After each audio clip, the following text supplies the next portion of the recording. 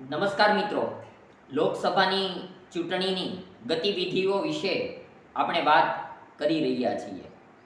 રાજકીય વિશ્લેષકો એવું માને છે કે ભારતીય જનતા પાર્ટી ફરી લોકસભાની ચૂંટણી જીતે છે અને ફરી નરેન્દ્રભાઈ મોદી એ જ પ્રમાણે જેવી રીતના 2014થી 2019થી જે સફર ચાલી રહી છે તે જ પ્રમાણે વડાપ્રધાન બની રહ્યા છે. પણ આ આખી વાત ભારતીય જનતા પાર્ટી જે મહેનત કરે છે તે એના માટે મહેનત ચાલી રહી છે કે વિક્રમી વિજય મેળવવો છે.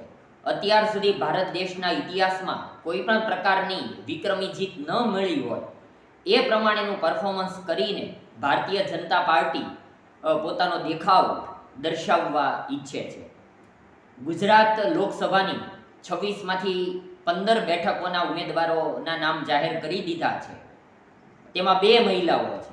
આપણે અલગ અલગ જે વાતો કરી હતી તેમાં ભાવનગર લોકસભા બેઠકનું નામ હજી સુધી કેમ જાહેર થઈ શક્યું નથી અને કલાકે સમીકરણો બદલાઈ રહ્યા છે. દરેક દિવસે સમીકરણો બદલાઈ રહ્યા છે. અગાઉના અહીંના સંસદ સભ્ય એ ડૉક્ટર ભારતીબેન શિયાળનું નામ રિપીટ થાય એ અગાઉથી જ સંભાવના ભારતીય જનતા પાર્ટી દ્વારા દર્શાવવામાં આવી હતી કે સી.આર. પાટીલ કચ્છના સાંસદ, ભાવનગર લોકસભાના સાંસદ એ બધા રિપીટ થશે.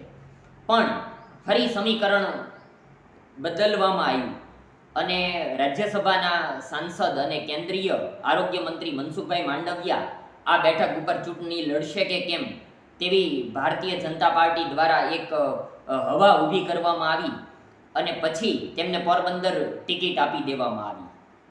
હવે કોળી સમુદાયમાંથી ભારતીબેનને બદલીને તેના બદલે કોઈ અન્ય મહિલા ઉમેદવાર લાવવામાં આવે કે કેમ તેવું મનોમંથન ચાલ્યું, કારણ કે ભાવનગર લોકસભામાં સૌથી વધુ વોટિંગ છે કોળી સમાજનું છે અને એટલા માટે જ કોંગ્રેસ અને આમ આદમી પાર્ટી બંને ભેગા થઈને બોટાદના ધારાસભ્ય ઉમેશ મકવાણાને આગળ કર્યા છે ને તેઓ ભાવનગર લોકસભાની ચૂંટણી લડવાના છે.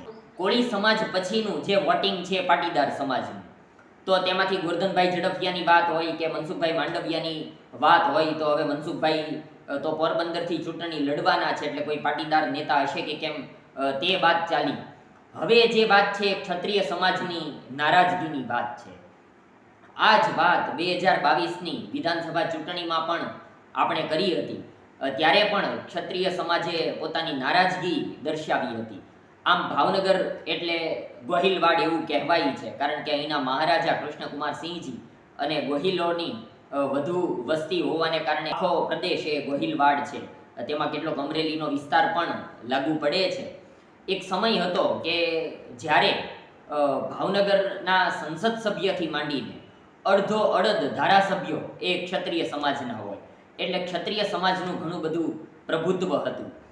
પરંતુ 1996થી જ્યારથી પુરુષોત્તમભાઈ સોલંકીની મુંબઈથી ભાવનગરના રાજકારણમાં એન્ટ્રી થઈ ત્યારથી કોળી સમુદાયનું મહત્ત્વ વોટિંગની દ્રષ્ટિએ ઘણા સમયથી વર્ષોથી ચાલ્યું આવે છે. પરંતુ પુરુષોત્તમભાઈએ તેમને સંગઠિત કરવામાં મહત્ત્વપૂર્ણ ભૂમિકા ભજવી.